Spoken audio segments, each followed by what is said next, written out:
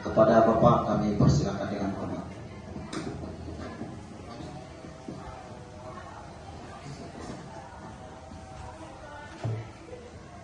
Terima kasih yang kami hormati Bapak Wakil Kepala Sekolah SMP Negeri 3 Bantaeng, Ibu calon guru penggerak sebagai utusan putra dari SMP Negeri 3 Bantaeng. Kami hormati teman-teman guru beserta staf tata usaha yang saya hormati, dan anak-anakku sekalian, secinta yang saya banggakan. Selamat pagi, Assalamualaikum warahmatullahi wabarakatuh. Pertama-tama, tentu mari kita memanjatkan puji syukur kehadirat Tuhan Yang Maha Kuasa. Pada kesempatan yang berbahagia ini, kita boleh berkumpul bersama ya, berkaitan dengan diseminasi atau pengimbasan materi dari Ibu Nur Astuti sebagai calon guru penggerak, duta dari SMP Negeri 3 Bantaeng. Tentu dari materi-materi yang akan dipaparkan kepada kita semua pada kesempatan yang berbahagia ini, membangun karakter budaya positif bagi anak-anak kita ke depannya. Sekian dan terima kasih. Ya, baik, demikianlah tadi sambutan dari Bapak Kepala SMP Negeri 3 Bantaeng. Baik Bapak Ibu sekalian, kita akan memasuki acara inti kita pada hari ini, yakni pengimbasan terkait dengan penyebaran pemahaman dan penerapan pengalaman budaya positif yang langsung disampaikan oleh Ibu Nur Astuti R. SSSPD. Saya ucapkan terima kasih kepada teman-teman semua, guru-guru hebat yang menyempatkan waktunya untuk mengikuti kegiatan pada hari ini. Insya Allah kita akan membahas tentang budaya positif yang nanti kita bisa terapkan di sekolah kita. Dan juga saya ucapkan terima kasih kepada Bapak Kepala Sekolah yang sudah menyempatkan hadir dalam kegiatan ini dan memberikan sambutannya, dan juga kepada Bapak Kepala Sekolah yang bersedia untuk membantu lancarnya kegiatan kita pada hari ini. Dan puji kita panjatkan kepada Allah Subhanahu wa Ta'ala karena teman-teman semua diberikan kesehatan dan bisa berkumpul di tempat yang sederhana ini. Baiklah, untuk lebih jelasnya teman-teman semua, kita akan mulai kegiatan kita pada hari ini. Tapi Pak, silakan Pak, dengan tema yaitu diseminasi budaya positif. Ya. Next Pak. Ya, nah sebelum kita mulai kegiatan kita isi meeting dulu Bapak Ibu, supaya tidak ngantuk, supaya ceria dan fresh kembali. Ya, ya sekarang mungkin bisa berhadapan. Ya mungkin pasangan bisa dengan panas. Bisa berdiri, bisa sembarang Pak. Jadi saja Pak. Silakan berhadapan. Jadi kita mulai ya. Silakan saja dengan teman yang ada depannya. Ya, dimulai silakan.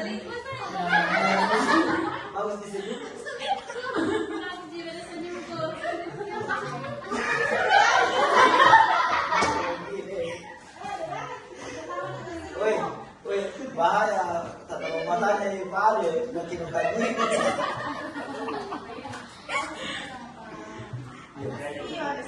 Ya, cukup ya. Ya, terima kasih. Tepuk tangan untuk Bapak Ibu. Bagaimana, sudah ketawa ya? Sudah senyum-senyum, sudah ketawa, jadi tidak tegang lagi. Ya, jadi sebelum kita mulai Bapak Ibu, kita buat kesepakatan dulu Bu ya. Bapak Ibu, kita buat kesepakatan dulu supaya kegiatan ini lancar. Nah, yang pertama kita saling menghargai semua yang ada di ruangan ini. Sepakat ya? Ya. Yang kedua menjadi pendengar yang baik. Ya, sepakat. Yang ketiga berpakaian yang rapi dan sopan. Iya. Selanjutnya izin saat hendak keluar kelas. Ya. Lanjut, memberi kesempatan kepada semua orang untuk berbicara. Ya, silakan Bapak Ibu, kalau ada yang mau bertanya silakan. Atau yang mau ditambahkan lagi barangkali? Cukup? Ada tambahan lagi? Siapa tahu ada yang ada ide apa kira-kira lagi tambahannya supaya kegiatan kita lancar sampai selesai? Tambah senyum. Iya, tambah senyum katanya Bapak. Tidak ada Bu, Bapak? Cukup? Tidak boleh bergosip. Iya, cukup. Ya, silakan. Terima kasih. Jadi kita sepakat ya Bapak Ibu ya. Iya, iya. Nah, sekarang kita masuk ke yang pertama dulu, ini penjelasannya. Jadi seorang guru yang baik seharusnya mempunyai kemampuan dalam mewujudkan budaya positif di sekolah. Budaya positif tersebut dapat dijalankan dengan menerapkan konsep inti seperti, jadi untuk budaya positif Bapak Ibu kita ada beberapa konsep. Yang pertama itu ada namanya disiplin positif. Kemudian yang kedua ada motivasi perilaku manusia. Yang ketiga ada keyakinan sekolah atau kelas. Kemudian ada kebutuhan dasar manusia. Kemudian posisi kontrol restitusi. Dan yang terakhir yang terbaru segitiga restitusi yang terbaru Bapak Ibu, yang terbaru dari program guru penggerak yaitu segitiga restitusi. Ini yang terbaru. Ya. Sebelum kita lanjut, ini sebentar saya akan jelaskan satu persatu dari disiplin dan seterusnya. Dan di sini kalau Ibu sudah menyimak, Bapak Ibu kalau ada yang belum jelas bisa ditanyakan. Ya, next Pak. Nah, kita mau dari disiplin positif. Nah, kalau kita mendengar kata disiplin, ada beberapa penjelasan. Mungkin ada teman-teman atau yang mau memberikan apa itu yang dikatakan disiplin. Ada mungkin bisa memberikan pendapat? Saya Bu. Ya, silakan. Siswa ini. Silakan Pak. Disiplin itu Ibu taat pada aturan dan tata tertib. Ya, itu saya. Bagus sekali Bapak. Ada lagi yang lain? Apa itu disiplin? Iya, iya. Betul sekali. Jadi disiplin itu betul taat dan patuh pada aturan. Jadi kata disiplin itu berasal dari kata disiplin ya. Jadi yang artinya belajar. Belajar, kemudian mencari cara yang terbaik untuk menumbuhkan karakter yang baik. Nah, next Pak. Sekarang kita lihat apa itu disiplin positif. Nah, disiplin positif itu masuk mandiri, kerjasama, toleransi, saling menghargai, itu dikatakan nilai-nilai kebajikan. Next Pak.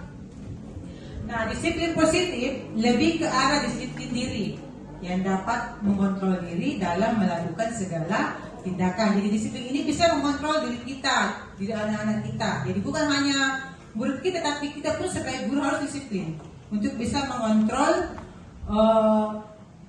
diri kita sendiri dalam melakukan atau melaksanakan suatu hal. Di dalam bertindak kita harus tetap disiplin, baik waktu dan sebagainya. Next Pak.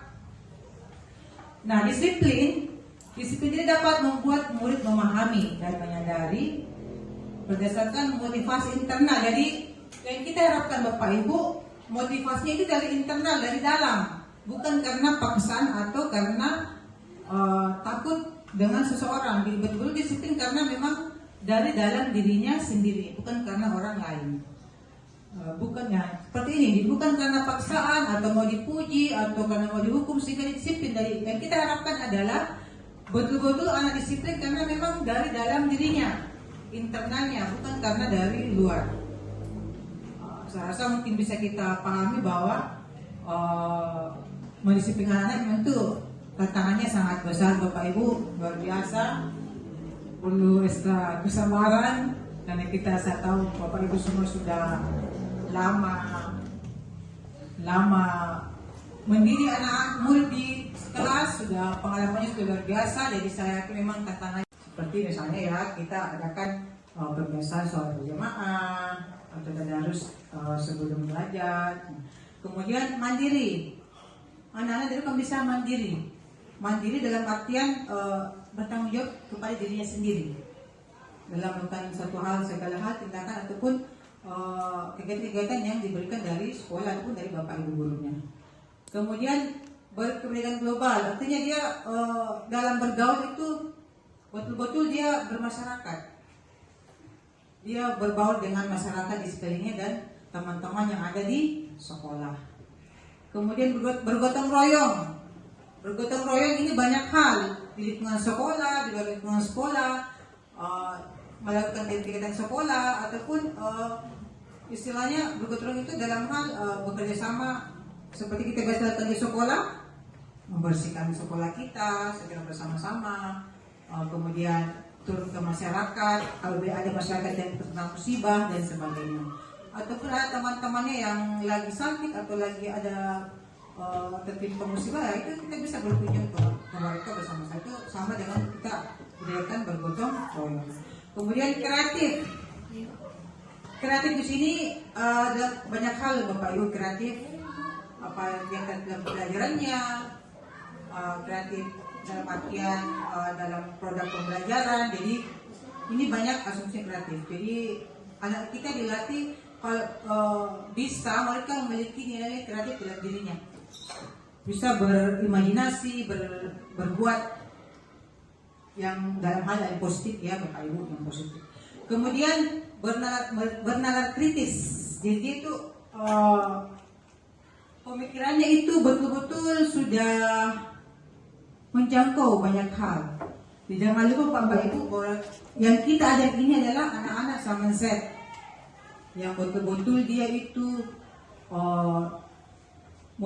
dia ada pembelajaran teknologi dan juga masyarakat. Jadi kita harus memang merubah cara mengajar kita, karena yang kita ajar itu adalah anak-anak generasi Z, bukan seperti zaman kita. Apalagi selanjutnya kita masuk ke generasi Alpha, semua serba teknologi. Bisa-bisa nanti kita dapat lagi kertas, semua serba teknologi. Jadi kita sebagai pendidik harus bisa menyeimbangkan ilmu kita. Jangan sampai anak-anak lebih tahu dari kita. Jadi kita terus berupaya bagaimana bisa mengembangkan ilmu yang kita punya, tetap belajar tanpa mengenal usia. Jangan katakan saya sudah tua, saya sudah ini untuk menghindari ketidaknyamanan atau hukuman. Jadi kadang-kadang orang itu motivasi mau melakukan sesuatu supaya tidak dihukum.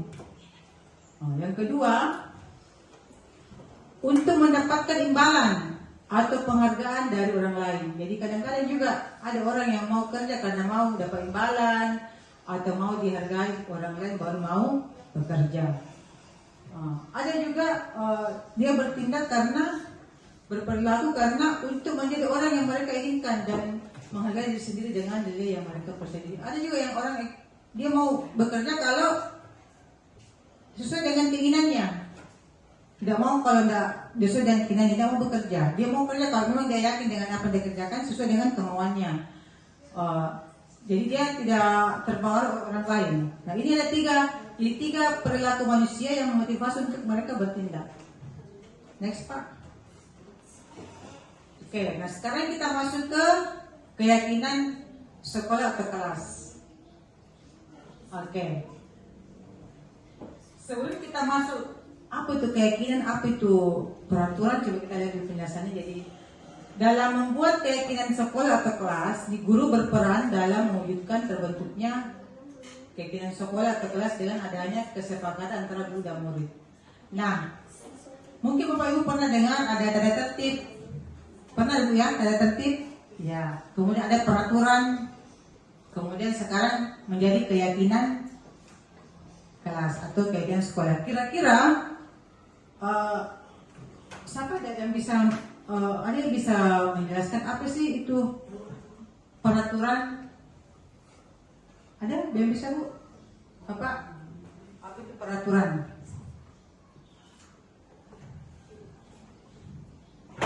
Ya. Mungkin Pak Nasrun, apa itu peraturan Pak Nasrun?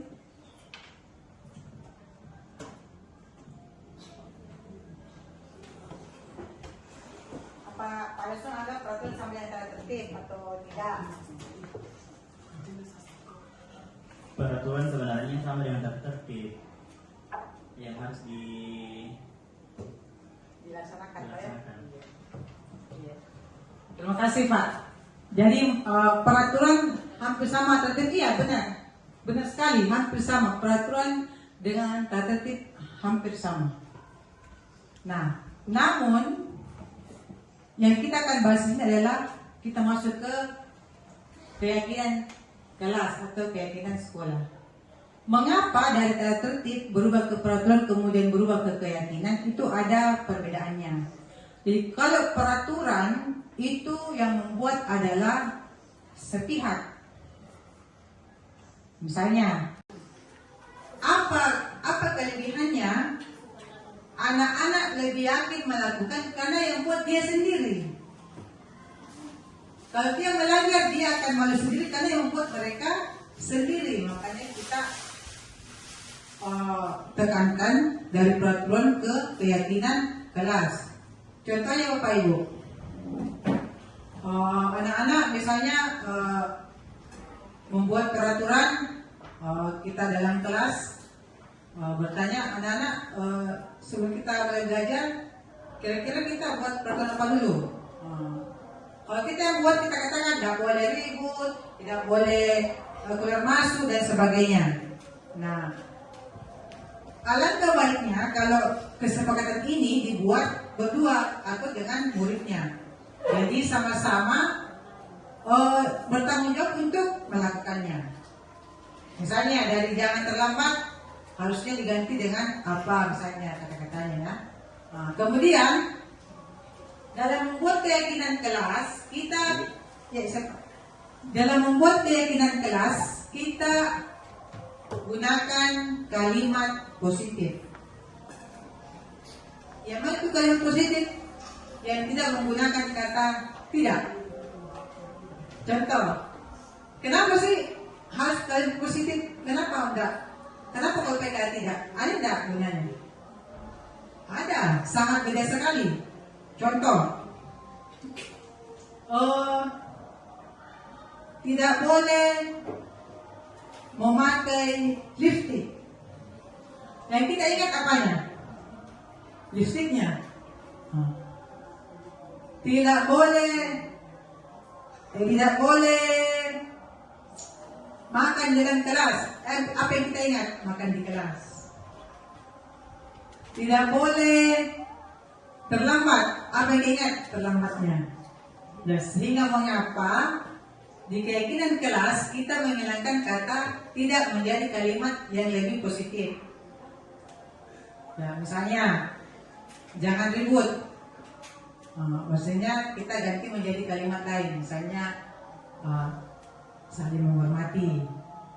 Berarti tidak ribut, saling menghormati. Betul-betul kita menghormati teman-teman yang belajar.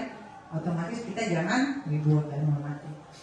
Atau misalnya katakan lagi, tidak boleh mengambil barang milik teman tanpa izin. Yang diingat itu mengambilnya. Kita ganti jujur. Kita ganti kata jujur. Jadi kita diminta dalam buat keyakinan kelas ini kita gunakan kata-kata atau kalimat positif. Oke, next Pak. Ada juga yang bertanya mengenai keyakinan kelas? Jadi ini kemarin kita buat dengan kelas 7. Ini awalnya banyak ini Bapak Ibu. Tapi karena semua menempel Bapak Ibu semuanya menempel di sini, saya pilih yang berbeda. Karena ada yang sama, setiap orang ada yang menuliskan sama, di luar saya hilangkan. Yang tersisa hanya ini. Terus inilah yang mereka buat di kelasnya. Ini banyak Ibu. Di sini ada saling menghormati, kemudian bekerja sama, membersihkan kelas, lalu kelas ini menjaga soliditas kelas, kemudian tepat waktu mengerjakan tugas, disiplin. Ini yang dibuat oleh kelas 7. Nah, kemudian saya review lagi Pak Ibu, cuma ini cepat kami. Saya review lagi kemarin ini Bu, saya tulis kembali. Ini ada beberapa contoh keyakinan kelas yang bisa kita gunakan. Ini hanya contoh Bapak Ibu ya. Jadi nanti bisa kita sesuaikan di kelas masing-masing. Ketika nanti tahun ajaran baru, silakan Bapak Ibu wali kelas membuat di kelasnya masing-masing. Ini hanya acuan saja. Jadi yang pertama itu menghargai keberagaman, ya, bekerja sama dan berkolaborasi. Ini dalam hal mengerjakan tugas kelompok, kalau ada tugas-tugas di kelas, jadi saling bekerja sama, berkolaborasi. Kemudian menghargai proses belajar. Maksudnya ini ketika belajar jangan keluar masuk. Jangan izin keluar masuk, baru masuk, izin beli pulpen, izin dan sebagainya, izin ke toilet. Makanya dikatakan menghargai proses belajar. Yang lanjut, menunjukkan etika dan kesopanan. Nah, maksudnya ini ketika ada Bapak Ibu guru jangan berbicara, Bapak Ibu guru menjelaskan di dalam kelas jangan berbicara ataupun membuat keributan. Ini kalimat-kalimat positif yang sudah kita buat dari masukan anak-anak. Jadi nanti Bapak Ibu bisa buat, kita minta kepada anak-anak dulu, murid kita untuk membuat, lalu kita buatkan dalam kalimat positif. Nah kalau Bapak Ibu wali kelas bingung bagaimana menulis kalimat positif, nanti kita tolong sama guru bahasa Indonesia. Ada banyak guru bahasa Indonesia di sini. Siapa tahu kita bingung apa sih kalimat positif itu, kalau jangan ribut, apa sih bagus kalimatnya. Bisa konsultasi dengan guru bahasa Indonesia yang bisa. Ya. Bisa konsultasi dengan Bapak Ibu guru yang lebih jago dalam membuat kalimat positif untuk keyakinan kelas. Dan ini keunggulannya Bapak Ibu, keyakinan kelas ini anak-anak bertanggung jawab untuk melaksanakannya karena yang membuat adalah mereka sendiri, yakin dengan apa yang mereka lakukan. Sama usah kasih pertanyaan, kenapa kita memakai helm? Kenapa kita pakai helm kalau naik motor? Ya, berarti kita yakin untuk keselamatan. Yakin dilakukan karena memang yakin kalau pakai helm kita selamat kalau misalnya jatuh. Kalau saya punya ini notarius. Itu juga keyakinan, tapi bukan keselamatan itu, keselamatan yang lain. Sama juga kita waktu zaman corona. Kenapa kita pakai masker? Nggak dipaksakan pakai masker, tapi semua pakai masker. Sampai sekarang pun saya pakai masker. Karena yakin kita akan terhindar dari bahaya virus kalau kita memakai masker. Kalau nggak yakin, ngapain kita pakai masker seharian? Sesak, apa dan sebagainya. Tapi kita karena yakin kalau pakai masker aman, makanya kita usahakan pakai masker. Sama dengan ini Bapak Ibu. Kalau kita buat keyakinan kelas, insya Allah anak-anak itu dengan ikhlas dan sangat sukarela, yakin untuk melaksanakannya. Kalau mereka tiba-tiba melenceng, kita kembalikan lagi dengan anak-anak siapa yang membuat ini keyakinan kelas.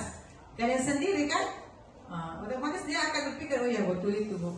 Kita yang bikin masih kita yang langgar sendiri. Sehingga mengapa sekarang kita menggunakan keyakinan kelas dan diusahakan Bapak Ibu nanti tahun ajaran baru sudah menggunakan di kelasnya masing-masing keyakinan kelas dan ditempel di depan kelas sehingga anak-anak kalau masuk langsung melihat, oh ini yang saya boleh lakukan. Bisa juga menempelkan keyakinan kelas untuk gurunya. Jadi masing-masing bertanggung jawab, guru bertanggung jawab dengan dirinya dan juga anak-anak. Jadi saling menguatkan antara guru dan murid. Next Pak. Sekarang kita speaking lagi deh, kayaknya mulai lagi lelo lagi. Lelo ya. Ini berhadapan lagi Bapak Ibu, silakan berhadapan lagi, ayo. Tapi ini bisa berdiri. Berdiri bagus ini karena seru-seruan ini, ayo. Jadi kita berhadapan berdiri. Ya. Hendak joget-joget sih, tapi ini melatih konsentrasi tapi juga bisa menghilangkan rasa ngantuk. Ya, silakan goyang-goyang dulu, sama tuh ada yang capek dulu. Bisa goyang-goyang sedikit. Ya. Sekarang caranya adalah jangan berapa yang ditampilkan misalnya 2. Kalau lawannya juga 2 dikali. Sama kita bisa menjawab itu yang benar. Misalnya kan contoh. Kita ya. Itu ya. Betul. Dikali ya. Dikali. Bukan ditambah, dikali. Jadi misalnya Ibu Rama 1, Ibu Nur 2 kali. 2 kali 1 2 sama dengan satu berarti dia yang menang. Makanya semuanya ini yang guru matematika ya, jagonya. Matematika. Kita menang. Ya, 1 kali 1 sampai 1. Oh bisa ya, jelas ya? Oke. 1 2 3. Nol.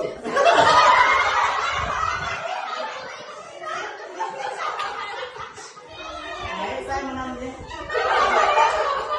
Ya coba, sekali lagi. 2 3. Nol.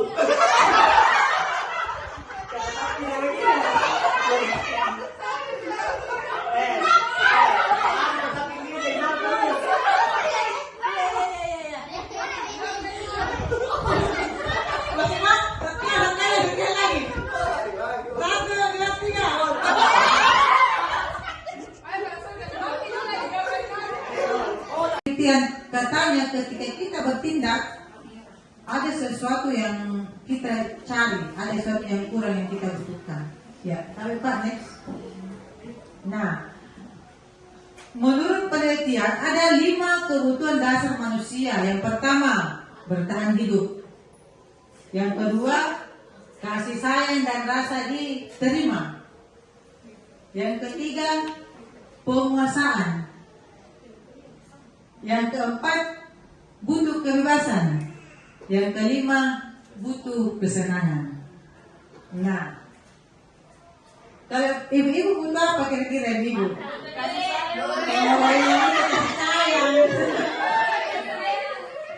Ya, kalau kita perempuan kayaknya paling butuh ini, kasih sayang dan rasa diterima.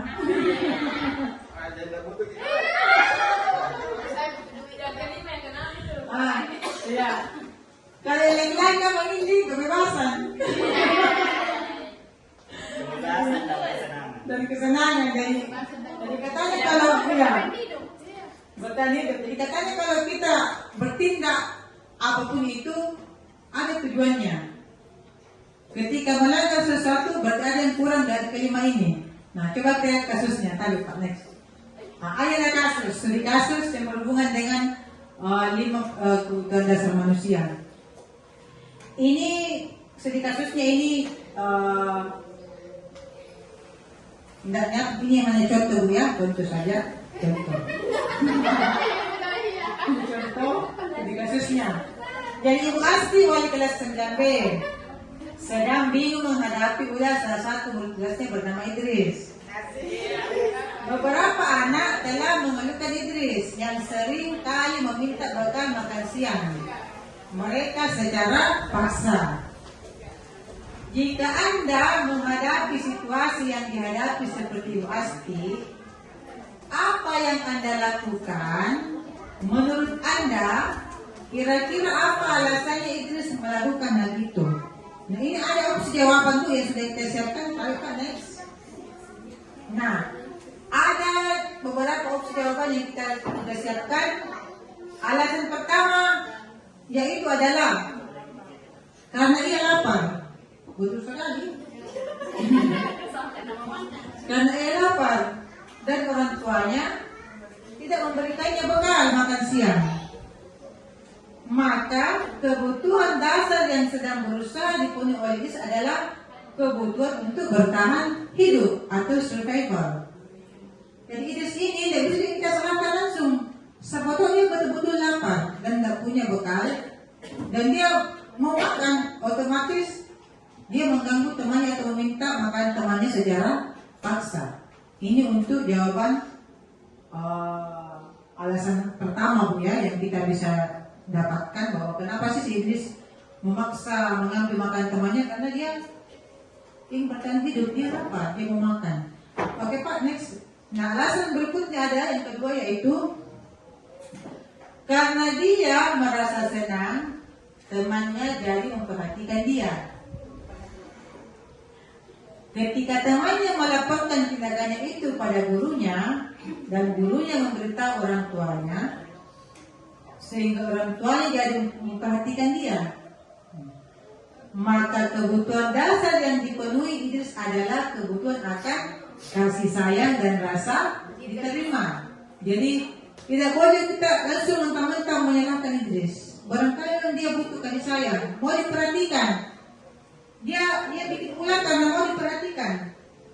Karena selama ini orang tuanya dan perhatikan yang kasih bekal.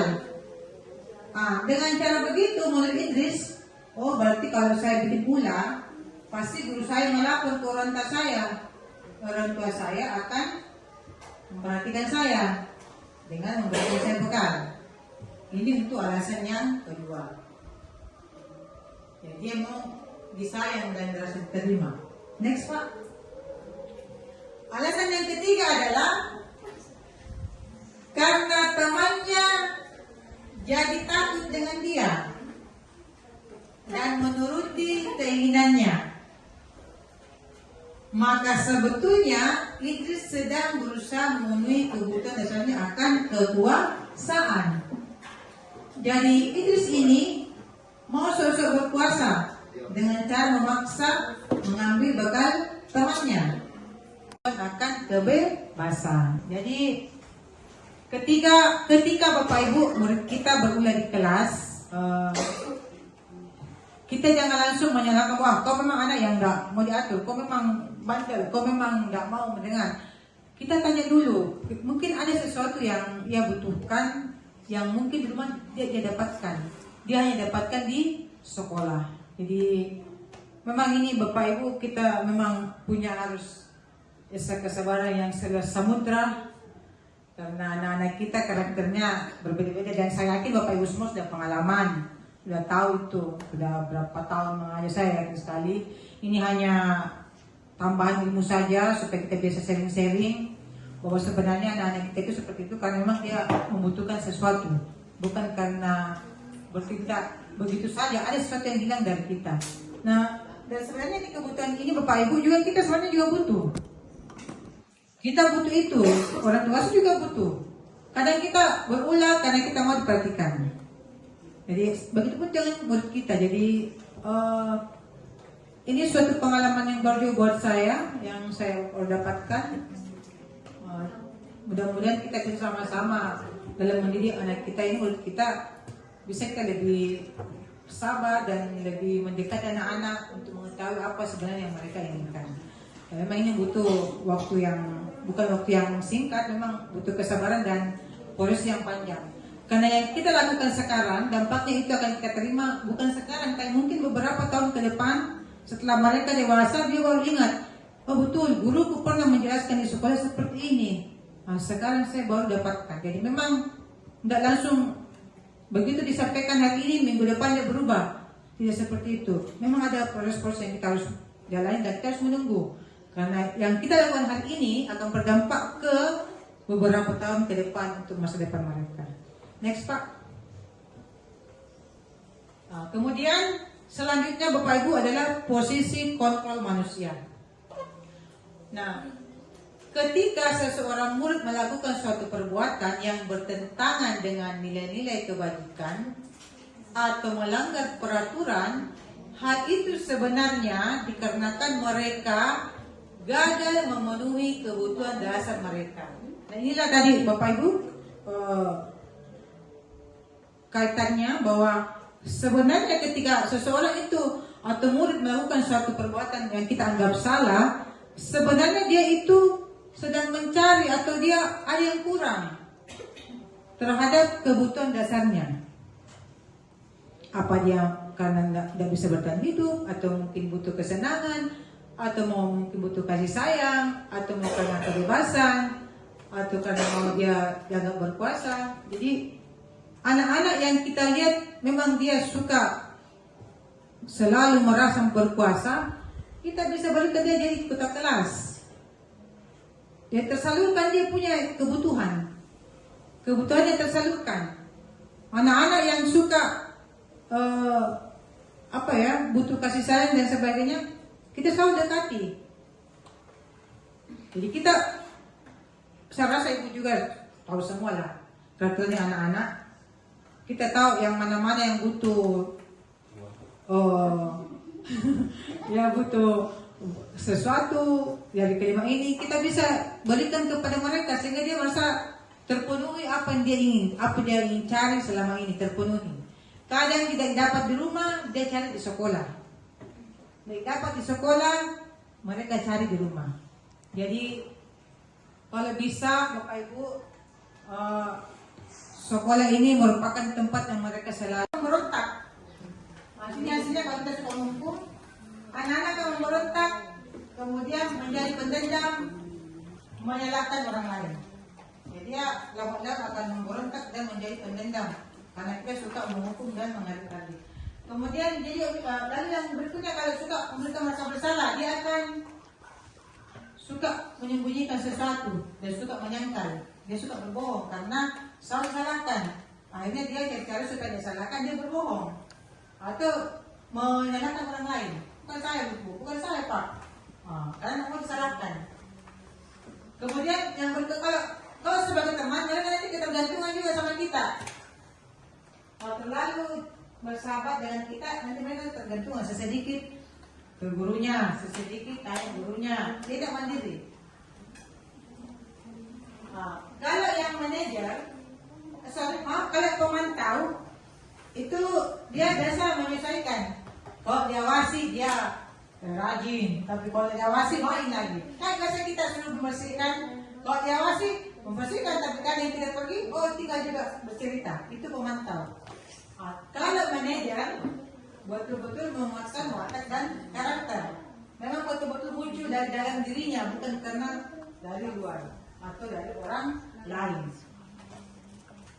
Nah, kalau kita suka menghukum, mereka kan bisa berkata begini, saya tidak peduli Pak, saya tidak akan peduli itu. Ini kan dia sudah berontak, tidak boleh mendengar. Membuat rasa bersalah, dia bisa katakan begini, maafkan saya Bu, maafkan saya, iya dimaafkan, tapi tidak ada solusinya. Kemudian kalau sebagai teman, kata-katanya akan muncul seperti ini. Saya pikir Bapak Ibu teman saya. Kalau kita marahi, katanya Ibu teman, kenapa kita marah-marah? Katanya kita teman. Jadi kembalikan lagi. Kalau sebagai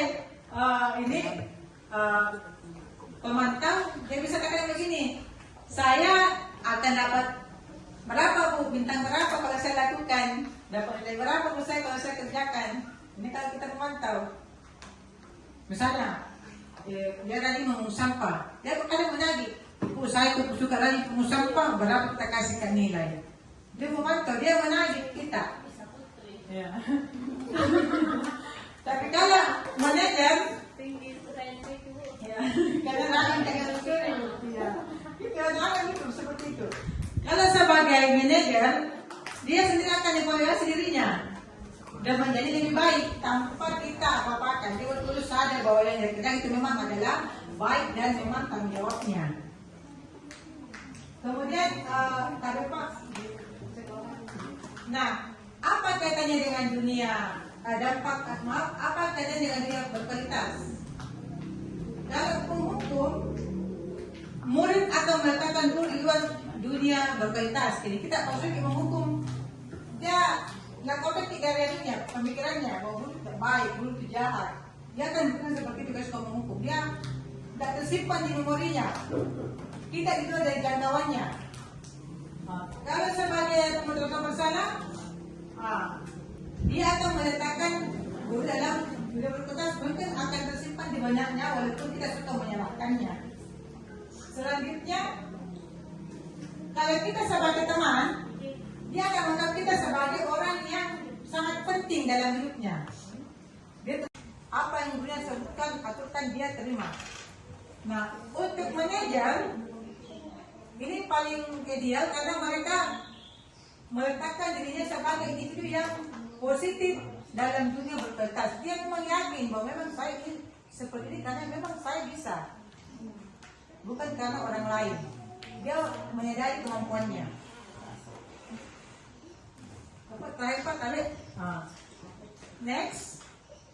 Nah, disinilah dari kelima posisi tadi, ini yang bisa kita anggap yang bisa kita gunakan yang terbaik itu adalah menggunakan posisi kontrol sebagai manajer. Nah, ini yang dianggap paling baiklah yang bisa kita gunakan untuk membentuk karakter murid kita. Next Pak. Nah inilah yang akan kita masuk ke segitiga restitusi. Kalau kita bertindak Bapak Ibu sebagai manajer, kita harus melakukan segitiga restitusi. Ini memang langkah-langkahnya. Jadi kalau kita sebagai manajer, kita harus melakukan segitiga restitusi. Kalau kita sebagai manajer, jadi sebaiknya saya kuatkan kembali Bapak Ibu. Jadi dari kelima posisi kontrol tadi, kita sebagai guru sebaiknya menggunakan posisi manajer. Untuk menjalankan posisi manajer, kita harus mengikuti langkah-langkah seperti ini. Yang pertama, kita sebaiknya menstabilkan dulu identitas. Yang kedua, kita memvalidasi tindakan yang salah.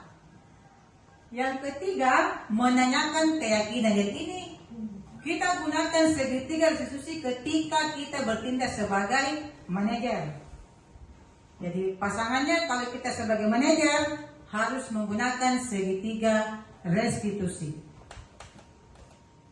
Next Pak. Ya. Yang mana dikatakan menstabilkan identitas. Menstabilkan identitas dilakukan berdasarkan prinsip bahwa membuat kesalahan adalah bagian dari proses pembelajaran yang nantinya akan menggeser identitas gagal ke arah identitas sukses. Jadi anak-anak yang berbuat salah itu adalah sebuah pembelajaran bagi mereka. Mengapa kita harus menstabilkan identitas agar anak-anak itu tidak terpuruk dengan kesalahannya yang dia perbuat. Istilahnya menggeser dari identitas gagal ke arah identitas sukses.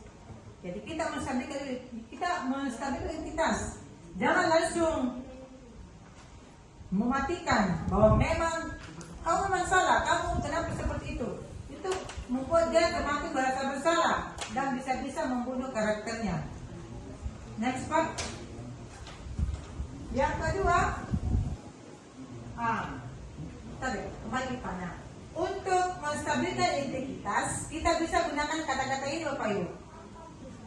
Berbuat salah adalah hal yang manusiawi. Itu bisa kita katakan kepada murid kita. Kemudian tidak ada manusia yang bersempurna. Kemudian kita pasti bisa menyelesaikan permasalahan ini. Bapak Ibu tidak tertarik untuk mencari tahu siapa yang benar, siapa yang salah. Bapak Ibu lebih tertarik untuk menyelesaikan masalah. Jadi ketika ada murid yang bermasalah, jadi ingat Bu, ini sebelum saya lebih jauh ke dalam. Jadi untuk menerapkan segitiga restitusi, tidak semua bisa kita terapkan dalam semua permasalahan. Kapan kita terapkan segitiga restitusi? Ketika kesalahannya selalu berulang terus. Sudah berapa kali dia sakit tidak mengerti, tidak berubah, nah kita lakukan segitiga restitusi. Tetapi ada juga yang tidak bisa kita lakukan segitiga restitusi seperti pencabulan, itu langsung ranahnya lain. Kemudian kekerasan yang sifatnya fatal, itu ranahnya lain. Tidak semua kita bisa segitiga restitusi, tidak semua juga Bapak Ibu. Ada hal-hal tersendiri yang kita perlu lakukan. Ya, next. Validasi tindakan yang salah. Nah, ini yang kedua ya, tahap kedua ya. Jadi fondasi tindakan yang salah dilakukan berdasarkan prinsip bahwa setiap perilaku berupaya memenuhi suatu kebutuhan tertentu. Seperti yang tadi kita jelaskan Bapak Ibu ya. Sehingga guru atau orang tua akan bergeser dari pemikiran stimulus tersebut menjadi praktik, serta akan lebih mengenali dan mengetahui kebutuhan murid. Dan setelah kita berdialog, Bapak Ibu, nanti kita akan tahu apa yang dibutuhkan murid, kenapa dia suka dengan itu. Ini tidak kita mencari pembuktian kenapa sih dia suka dengan itu, apa alasannya, kenapa kamu suka begitu, nah apa. Nah, kata-kata yang bisa kita gunakan untuk menggali hal tersebut. Next part, Abe. Kita bisa menggunakan kata ini. Kamu pasti punya alasan mengapa melakukannya. Ya. Kamu pasti punya alasan mengapa melakukannya. Atau ya. Ya. Apa yang penting? Ya. Apa yang penting bagi kamu? Tuh. Jadi akan mengungkapkan, dia akan bicara dengan sendirinya. Kamu boleh tetap berusaha menjaga sikap itu, tapi tambahkan sikap lain yang baru. Misalnya dia tetap teguh pendirian. Saya tidak salah Bu, dia suka ganggu saya Bu, makanya saya juga melawan. Nah, jadi kita kasih dia betul, kamu memang betul. Nah, kamu memang harus juga mempertahankan dirimu, tapi kamu harus tambahkan lagi sikap yang satu, yaitu toleransi. Berikutnya, ini, maukah kamu belajar cara lain untuk mendapat apa yang kamu butuhkan tanpa harus memukul? Ini kalau Anda suka memukul ya, atau mungkin suka mengambil barangnya temannya tanpa permisi.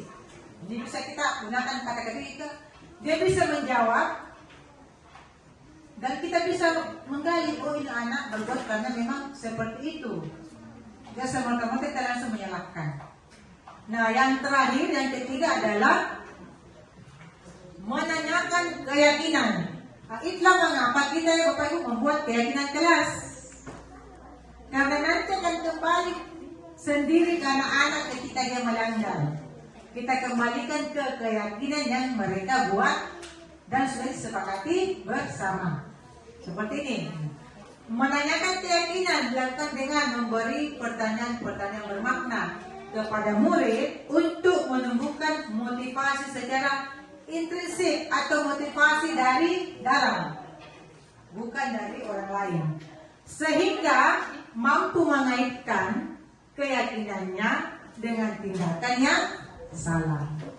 Kemarin kita sudah bikin kesepakatan kayak kelas, tidak boleh ribut, kita tidak boleh saling menghormati, harus saling menyayangi, harus jujur. Jangan kembalikan sendiri dengan apa yang dia buat. Berikutnya, kelas yang ideal itu seperti apa sih? Kita tanyakan, sebenarnya kamu suka kelas yang seperti apa? Nah, kenapa setiap minggu masuk kamu ribut? Setiap minggu masuk kamu ingin keluar masuk ke WC? Sebenarnya kamu suka kelas yang seperti apa? Jadi kita tanyakan, kamu kita bertanya. Mungkin ada yang kelas impiannya yang dia suka bayangkan, kalau saya suka kelas begini. Lanjut, misalnya lagi Bu, kamu ingin jajannya seperti apa? Saya suka ganggu temannya, suka tidak mengerjakan tugas. Kita tanya, sebenarnya kamu tuh mau jadi seperti apa? Nah.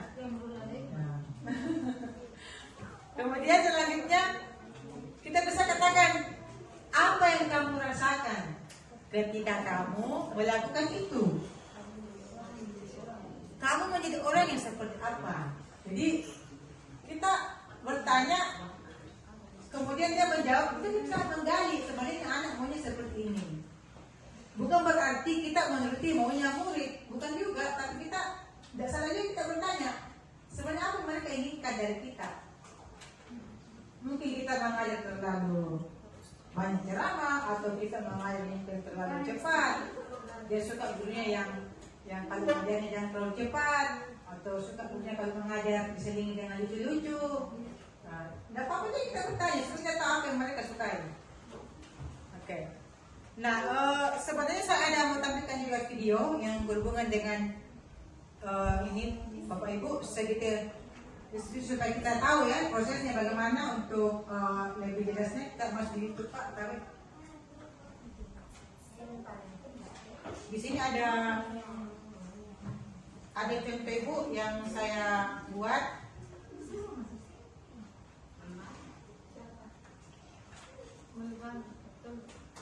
ini ada contoh saya buat bagaimana kita melakukan sertifikat institusi. Ya, tidak sama ke speaker.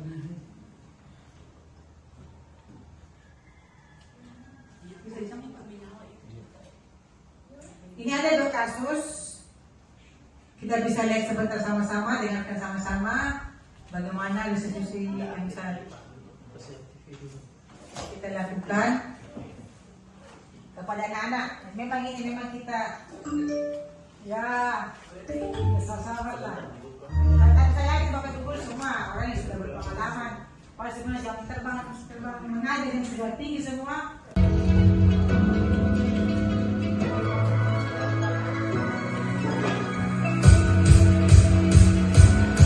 Setelah kita mempunyai cantik ya, setelah yang datang. Ternyata bagus sekali view-nya dari atas.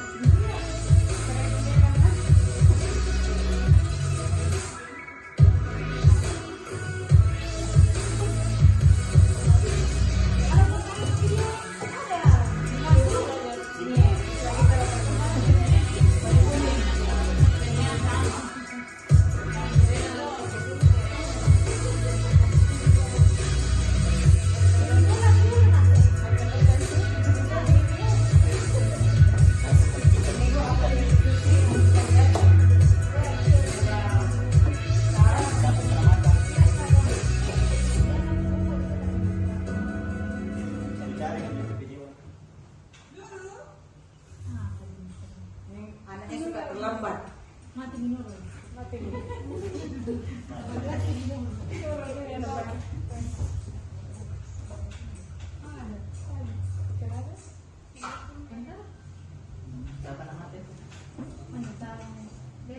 Waalaikumsalam Nurul. Iya Nurul. Sekolah kita maksudnya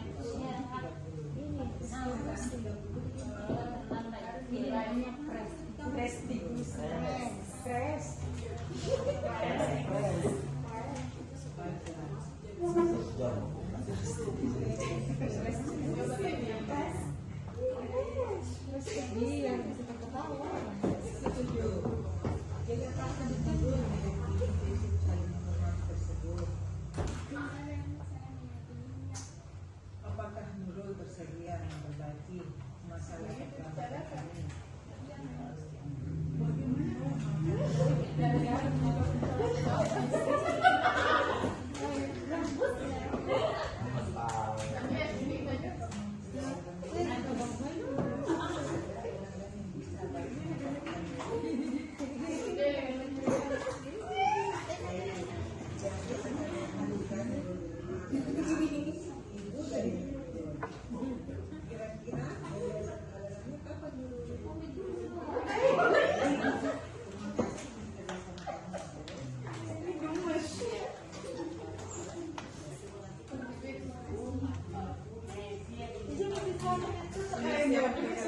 Yang kedua ini Bu, di dalam kelas sudah permasalahan yang dalam kamarnya lagi belajar.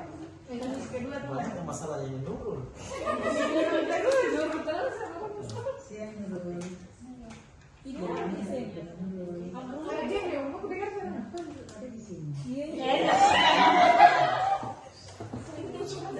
Lagi nonton di YouTube kalau nanti.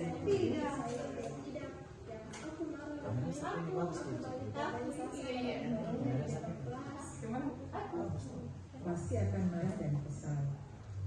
Menurut akan marah jika dia yang tidak.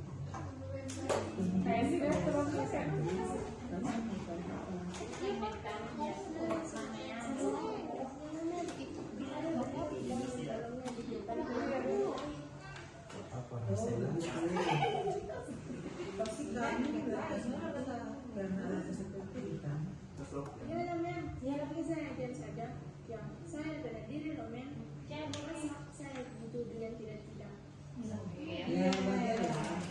Mempertahankan harga diri adalah sesuatu yang penting buat kamu. Untung kamu tidak bertindak yang lebih legal lagi dan hanya mendorong sampai orang. Ya pasti ya. Kamu harus kamu memilih lebih parah lagi kan.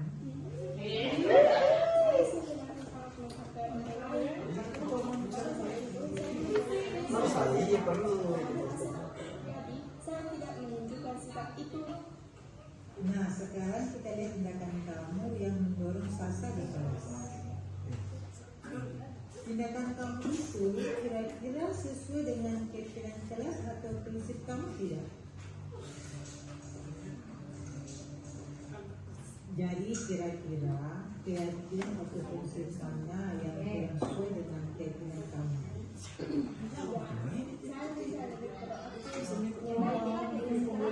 saya bisa jadi lebih bersabar, mengambil waktu tidak untuk kalau berpikir mau apa selanjutnya. Kamu meyakini tidak menghargai orang lain itu penting buat kamu.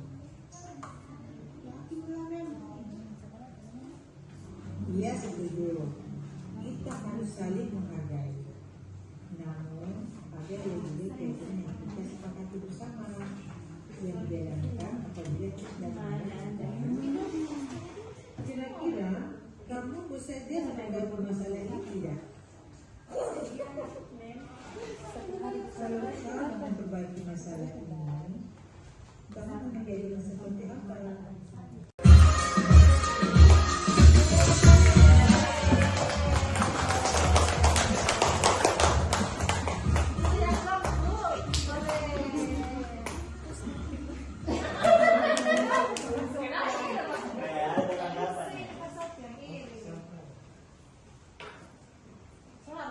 Dalam menyelesaikan masalah yang saya hadapi dengan menggunakan segitiga restitusi, saya merasa restitusi diri dan berdiri dalam dengan cara selain tertawa pada diri sendiri dan tertawa pada Ini masih jadi diri.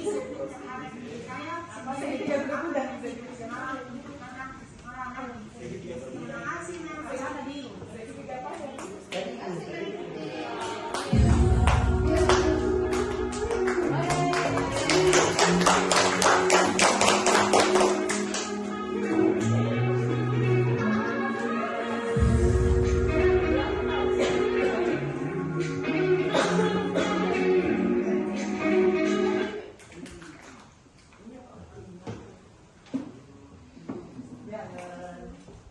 Jadi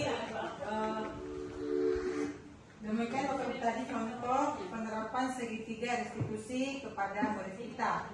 Saya yakin Bapak Ibu semua pasti bisa dan melakukannya di kelas masing-masing. Memang kita hanya perlu kesadaran dan mengetahui karakter murid kita masing-masing. Ya, selanjutnya Pak.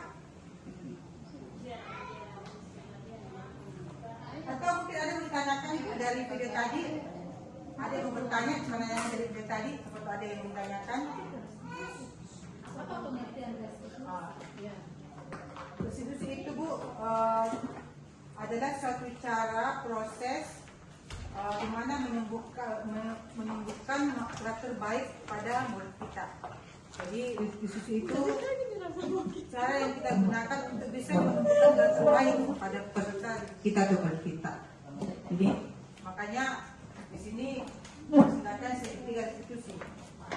Ini menampilkan karakter yang baik pada murid kita secara intrinsik atau dari dalam dirinya sendiri, bukan karena dari orang lain.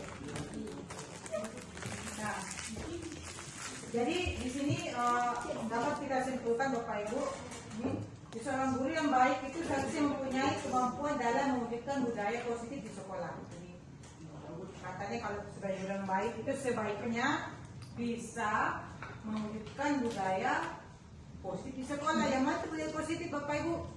Yang ini anak.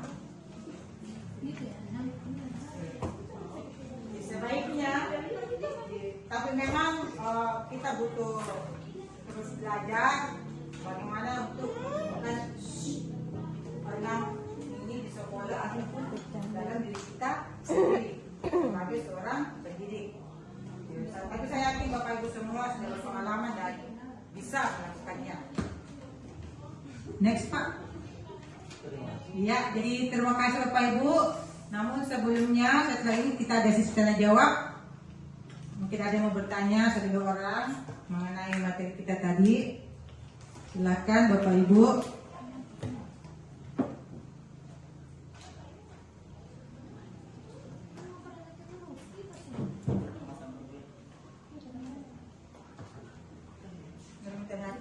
Mengapa harus menggunakan kalimat positif dalam membuat keyakinan keras? Iya, bagus sekali Bapak Ibu pertanyaannya. Mengapa dalam membuat keyakinan keras kita harus menggunakan kalimat positif, bukan kalimat negatif? Saya kasih, tadi saya sudah singgung sedikit, tapi saya ulang kembali. Saya katakan begini, jangan pikirkan gajah. Apa yang dipikirkan? Jangan pikirkan gajah. Gajah kan? Bukan jangan yang diingat, tapi gajahnya. Gajah. Jangan buka situs ini.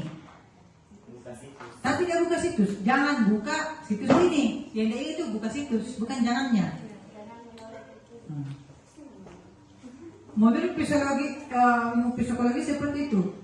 Ketika akan membuat dia betul sadar bahwa apa yang saya lakukan ini tidak sesuai dengan apa yang saya tuliskan dan memang itu tidak betul.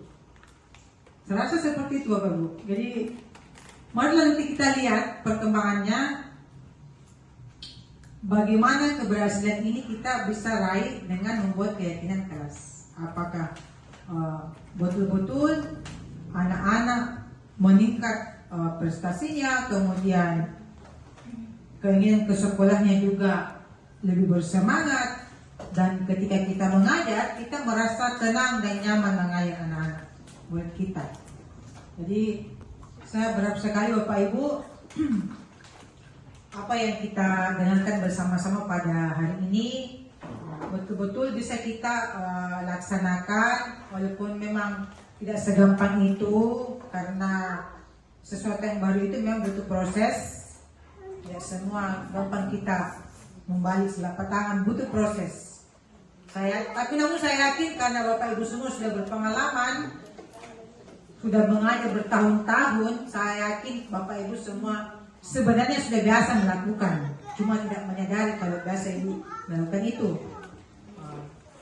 Nah, ditambah lagi dengan yang tadi sudah kita dengarkan sama-sama, saya yakin lebih luas lagi pengetahuan Bapak Ibu untuk melaksanakan atau melakukan bagaimana menangani murid-murid kita, menyembuhkan karakternya yang baik dari dalam dirinya, bukan karena dari luar atau paksaan orang lain. Dan saya yakin Bapak Ibu semua sayang kepada murid-muridnya, sayang. Ya, cuma kadang-kadang memang kita lepas kontrol yang namanya manusia biasa, kita kembali ke segitiga. Tidak ada manusia yang tidak bersalah, tapi kita bisa kembali ke jalan yang benar.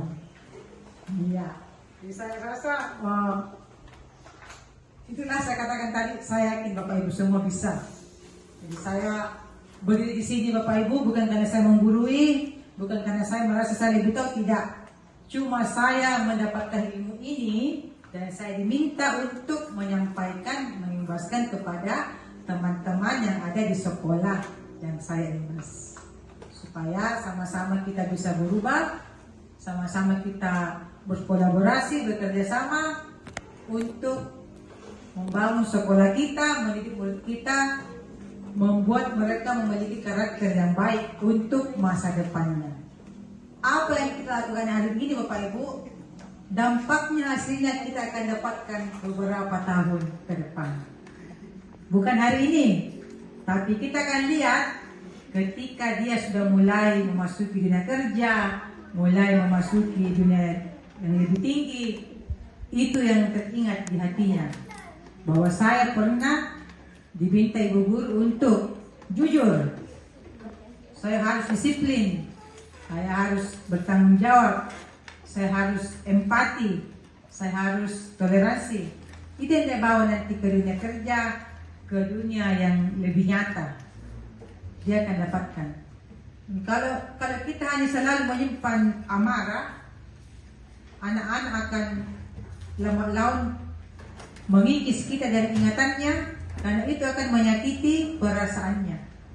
Jadi simpanlah kenangan yang indah, kenangan yang manis di hati anak-anak, sehingga dia akan bawa nanti beranjak dewasa selalu terbayang-bayang. Saya yakin Bapak Ibu pernah pasti sini punya guru favorit. Saya juga punya guru favorit dan sampai sekarang selalu menginspirasi saya, sehingga saya menjadi guru bahasa Inggris juga. Saya yakin Bapak Ibu punya semua guru favorit. Nah, semua kita menjadi guru favorit di hati anak-anak kita dan juga selalu mendoakan kita dan mereka juga mendoakan kita yang terbaik. Ya, terima kasih banyak atas kesempatan Bapak Ibu semua. Semoga hari ini membawa manfaat yang sangat luar biasa bagi kita sendiri, bagi murid-murid kita dan juga bagi lingkungan di sekitar sekolah kita. Wabillahi taufiq wal hidayah. Assalamualaikum warahmatullahi wabarakatuh. Saya kembalikan kepada Bapak Kepala Sekolah. Astuti terkait dengan diseminasi budaya positif di sekolah, ya. Jadi tadi Bapak Ibu, luar biasa materi kita hari ini, dan ini sangat penting dan sangat berharga buat kita semua, ya, baik buat Bapak Ibu guru sekalian, wali kelas, guru BK, bahkan untuk anak-anak sekalian, ya, di mana dibahas lebih mendalam terkait dengan disiplin positif, motivasi intrinsik, kemudian kebutuhan dasar dari peserta didik, ya, Tuti. Kemudian 5 posisi kontrol yang sering dilakukan oleh guru, ya. Dan posisi kontrol yang terbaik adalah sebagai manajer, Bapak Ibu, ya, bukan sebagai pembuat rasa bersalah, ya, tetapi sebagai manajer. Dan yang terakhir, ketika Bapak Ibu mau menerapkan posisi kontrol sebagai manajer, maka ada 3 segitiga restitusi yang harus kita lakukan. Luar biasa untuk materi kita hari ini, Bapak Ibu, termasuk di dalamnya jangan mengatakan kalimat-kalimat yang negatif, usahakan yang positif. Jadi kalau anak-anak tidak lulus, jangan bilang tidak lulus, Bapak Ibu, ya, tapi bilang hampir lulus. Jadi tidak lulus, ya, jangan bilang tidak lulus, saya bilang hampir lulus. Nah, ya, itu positif. Begitu mungkin Bu Tuti, ya. Ya, salah satunya, ya. Jadi jangan pilih. Oke, baik Bapak Ibu, luar biasa untuk hari ini. Terima kasih banyak kami dari mewakili kepala sekolah mengucapkan banyak terima kasih kepada Ibu Astuti dengan materi yang dipaparkan hari ini sangat luar biasa, sangat menginspirasi, dan insya Allah yang terpenting adalah di semester berikutnya kita akan coba terapkan bersama-sama. Ya, salah satu di antaranya itu adalah keyakinan kelas, ya, dan disiplin positif serta penerapan budaya positif lain. Baik Bapak Ibu, cukup untuk hari ini. Terima kasih banyak Bapak Ibu atas kerjasamanya, sudah membersamai Ibu Tuti sampai beberapa jam ini, sudah 1 jam lebih Bapak Ibu. Ya, kemudian mohon maaf Bapak Ibu jikalau dalam pelaksanaan kegiatan kita ini ada kekurangan, ya, karena kita sama-sama semua manusia biasa Bapak Ibu. Cukup dari kami Bapak Ibu, terima kasih banyak. Billahi taufiq wal hidayah. Wassalamualaikum warahmatullahi wabarakatuh. Sampai ketemu di kegiatan-kegiatan CGP Bututi lainnya, ya. Baik Bapak Ibu, terima kasih. Kita pas dulu. Ya, silakan Bapak Ibu, saatnya istirahat. Ya.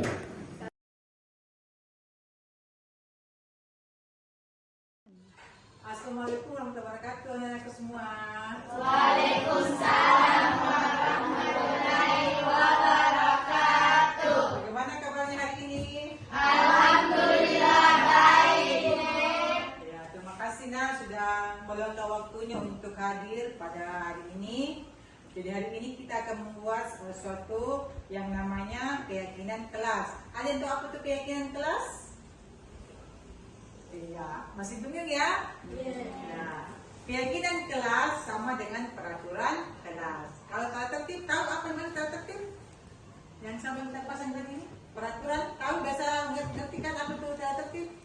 Iya, jadi keyakinan kelas sama dengan peraturan kelas, hampir sama dengan tata tertib kelas.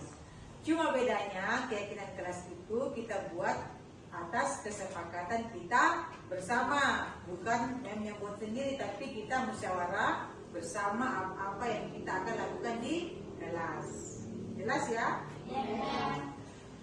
Kenapa harus keyakinan? Kenapa bukan peraturan kelas? Nah, sebenarnya peraturan kelas itu hampir sama dengan keyakinan kelas. Mengapa kita gunakan keyakinan, Mem? Karena keyakinan kelas lebih menyentuh hati anak-anakku semua daripada peraturan kelas. Perbedaannya, peraturan, tata tertib dan keyakinan. Kalau keyakinan kelas harus jujur, jangan kata tidak. Bisa juga misalnya tidak boleh mengganggu teman. Ganti kata-kata yang kira apa kalau tidak boleh mengganggu teman? Saling menghormati. Bisa? Ada bayangan kira-kira? Dan ingat ya, keyakinan kelas adalah peraturan atau hal-hal yang kita akan lakukan dalam kelas yang positif. Ada pertanyaan? Karena memang akan bagi ini positifnya, setiap orang menuliskan satu keyakinannya itu di kelas, lalu kita tempelkan di atas. Semua boleh menempel. Sebentar sekali tempel, nanti Mem akan periksa. Kalau ada yang kalimatnya sama, kita ambil satu saja, ya. Jadi barangkali di sini ada lebih 10 orang. Sebentar.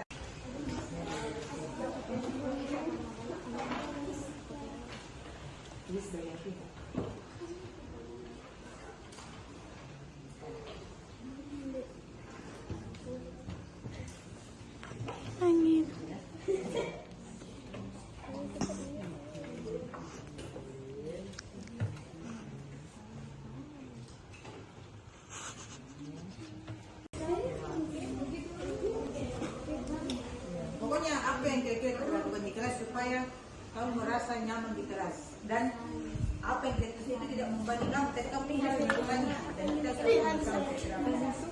Ya, ini kayak ini semacam campur aturan. Tapi ini diberikan pada keyakinan. Kenapa diberikan keyakinan? Karena ini pergantian dengan tertib untuk menempelkan hasil yang ditulis di kertas. Dekat-dekat kaki. Agak dekat. Ya, silakan menyusul yang lainnya. Ayo. Masing-masing apa sendiri. Tidak boleh ditempelkan. Nanti sebentar kita akan lihat kalau ada yang sama kita pisahkan satu saja. Ya.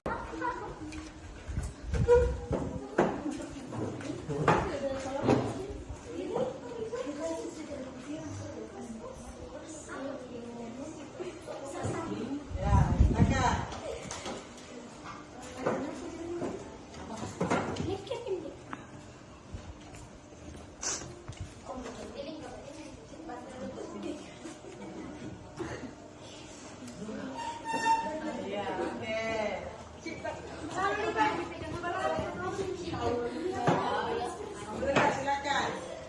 Siap. Ya. Nah, kapan ini? Baik, datang kan? Oke, silakan selanjutnya.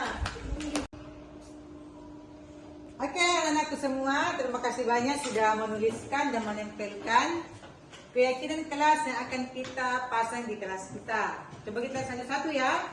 Di sini ada saling menghormati. Ini kita butuhkan tidak? Ya. Kita simpan. Saling menghormati berarti sudah 2 ya. Oke. Saling menghargai sesama teman. Ini masuk saling menghormati juga ya, sama. Kelas bersih kita. Ini bisa bagus, tapi kita ganti nanti katanya menjadi menjaga kebersihan kelas. Oke. Saling menghargai. Oke, masuk ke atas. Saling menghormati, masuk. bekerja sama membersihkan kelas. Sama ini menjaga kebersihan kelas. Kelas bersih sama. Kelas ramai. Maksudnya bagaimana di kelas ramai? Maksudnya bagaimana? Oh ya, berarti kita ganti kata-katanya. Menjaga solidaritas. Oh ya, menjaga solidaritas bersama teman. Ya, Solidaritas. kita ganti sebentar. Menjaga. Kita tulis memang nih supaya kita ingat. Yang kedua, menjaga kebersihan kelas. 2. Yang ketiga,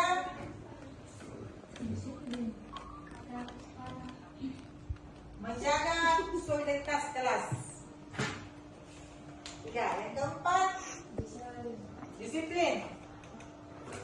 Selanjutnya, kelima, tepat waktu mengerjakan tugas. Tepuk tangan dulu. Hari ini kita menghasilkan 5 kesepakatan kelas. Saya pasang ya. Jadi ini kan sama ya. Jadi saya cabut 1. Saya cabut karena sama.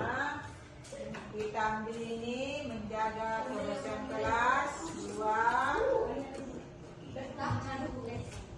Kemudian semua hormati sudah ada.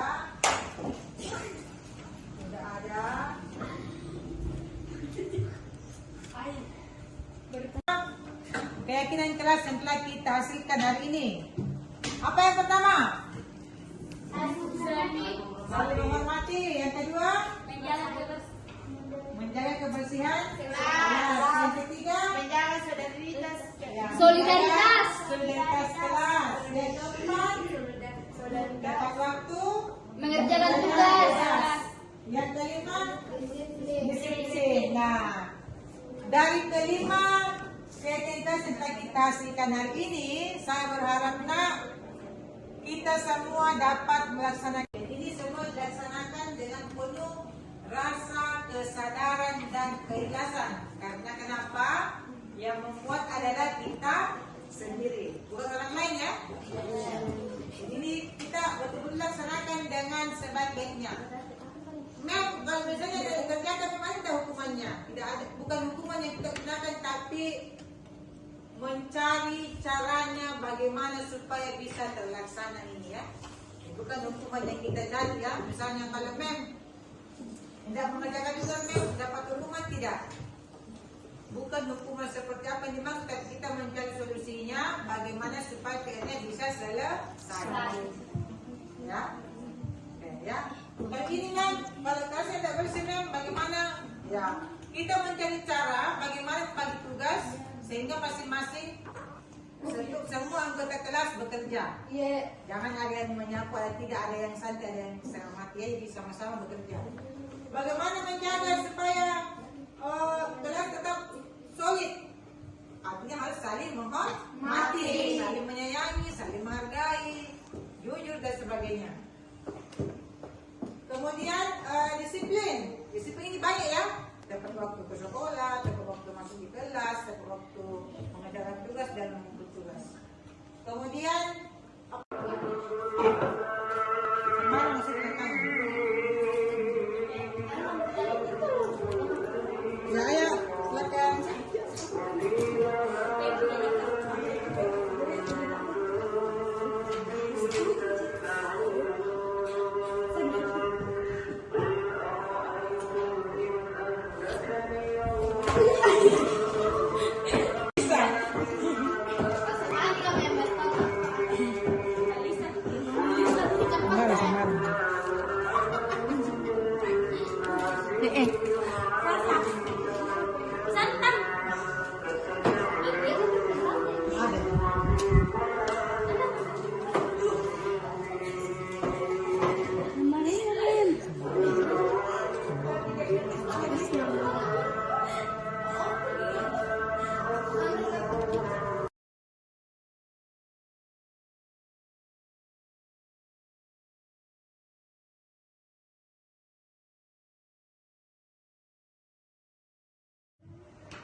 Perasaan saya senang. Perasaan saya sangat senang. Perasaan saya senang. Perasaan saya senang.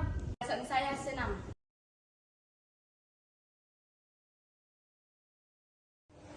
Dia sangat penting. Menurut saya penting. Menurut saya penting. Untuk menjaga kedisiplinan kelas.